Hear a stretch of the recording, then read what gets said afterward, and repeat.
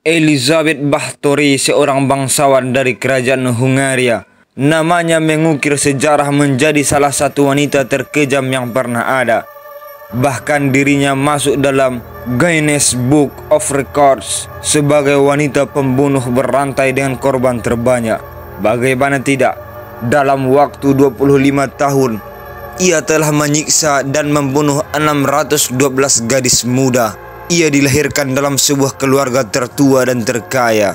Elizabeth juga merupakan sepupu dari Stephen Báthory, Raja Polandia. Tahun 1975, pada usia 15 tahun, Elizabeth menikah dengan Ferenc Nadasdy, putra bangsawan Eropa. Sebuah rumah di kastil Szeged menjadi hadiah pernikahan untuk Elizabeth dari Nadasdy. 3 tahun setelah pernikahan mereka, Nadasdy diangkat menjadi kepala komandan pasukan Hungaria dan pemimpin perang melawan Ottoman. 10 tahun pernikahan mereka, Elizabeth tidak memiliki anak karena ia dan Nadasdy hanya memiliki sedikit waktu untuk bersama. Terlebih ketika Nadasdy tengah giat mengejar karirnya. Pada tahun 1598, ia melahirkan putra pertamanya yang diberi nama Paul. Pada tahun 1600, Nadasdy meninggal dunia di usia 51 tahun. Tetapi tidak diketahui penyebab kematian, apakah karena penyakit atau luka akibat peperangan. Setelah kematian Nadasdy, mulai muncul desas-desus di mana Elizabeth melakukan pembunuhan berantai.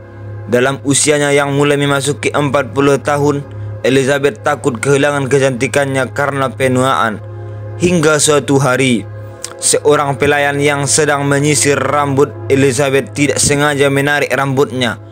Elizabeth menampar pelayan itu dengan keras hingga berdarah.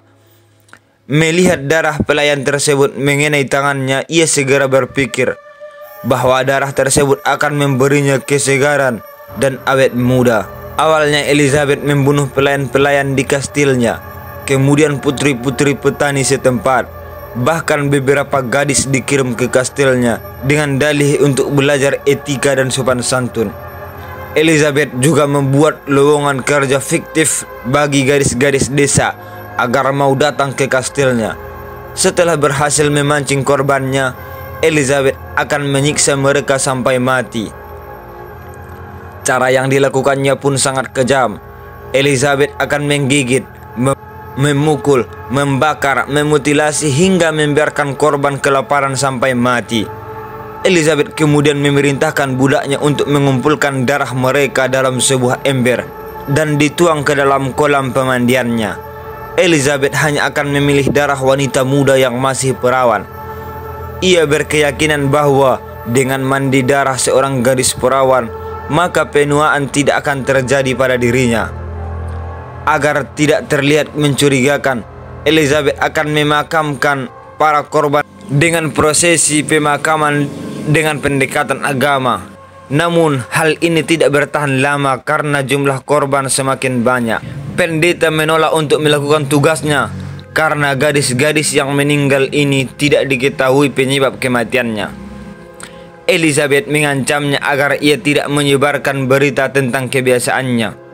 Mulai kehabisan alasan, Elizabeth tidak lagi mengubur jasad para korban, melainkan membuangnya secara asal ke beberapa lokasi seperti ladang, sungai yang mengalir di belakang kastil, kebun sayur, dan lainnya. Salah satu korban sempat melarikan diri dan menceritakannya kepada pihak berwenang tentang apa yang terjadi di kastil tersebut. Raja Matthias dari Hungaria pun memerintahkan sepupu Elizabeth sendiri, Grosi Turzo, gubernur provinsi, untuk menyelidiki laporan tersebut. Pada 30 Desember 1610, mereka mendatangi kastil dan melihat pemandangan yang mengerikan. Di ruang utama, mereka menemukan seorang gadis yang telah mati dalam kondisi kehabisan darah. Sedangkan yang masih hidup, pada tubuhnya terdapat lubang tusukan benda tajam. Di ruang bawah tanah mereka juga menemukan beberapa gadis yang masih hidup dan beberapa di antaranya telah ditikam beberapa kali. Sedangkan di bawah kastil, mereka menemukan sekitar 50 gadis yang telah meninggal. Elizabeth mengatakan bahwa dirinya tidak bersalah dan menolak untuk muncul dalam persidangan. Dalam sidang tersebut, Johannes Ujuferi Majordomo bersaksi bahwa sekitar 37 gadis yang belum menikah telah terbunuh, sedangkan 6 diantaranya secara pribadi direkrut untuk bekerja di kastil tersebut. Pengadilan mengungkapkan bahwa sebagian besar gadis disiksa selama berminggu-minggu, bahkan berbulan-bulan. Mereka dipotong dengan gunting, ditusuk dengan sebuah pin, bahkan digantung di langit-langit untuk membuat sebuah pancuran darah. Salah satu budak Elizabeth bersaksi bahwa sekitar 40 gadis telah disiksa dan dibunuh. Namun faktanya, Elizabeth membunuh 612 wanita. Berdasarkan dalam catatan hariannya, orang-orang yang terlibat dalam pembunuhan ini, kecuali Elizabeth, dipenggal dan dikremasi. Karena menyandang status bangsawan, Elizabeth tidak diizinkan oleh hukum untuk dieksekusi. Pengadilan tidak pernah menghukum Elizabeth atas kejahatan apapun, namun ia ditahan selamanya di dalam kastilnya. Elizabeth dibiarkan di dalam sebuah kamar tanpa jendela dan hanya terdapat celah kecil sebagai tempat untuk memberi makan.